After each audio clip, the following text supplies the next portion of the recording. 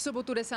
listopadu zažije Olomouc velkou hudební událost. Hotel NH Olomouc Kongres, produkční agentura Forsberg a Rádio Haná pořádají u příležitosti rozšíření kongresových prostor hotelu velkolepý galakoncert Heleny Vondráčkové s kapelou Charlie Band. Budeme mapovat ty opravdu největší hity, ať ty filmové nebo ty hudební. Speciálním hostem večera bude mladý nadějný zpěvák David Dale. Autogramiádu pro vás chystáme v den koncertu, to znamená 10. listopadu. Autogramiáda je naplánovaná na 15. hodinu v obchodním centru Haná.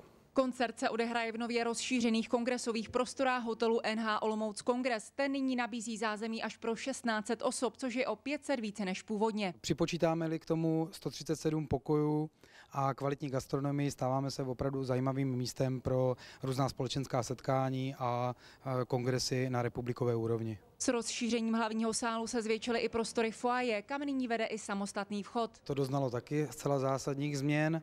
Nyní hosté během společenských akcí mohou trávit ve foyer příjemné chvíle, například u skleničky vína. Galakoncert Heleny Vondráčkové začíná v hotelu NH Olomouc Kongres v sobotu ve 20 hodin.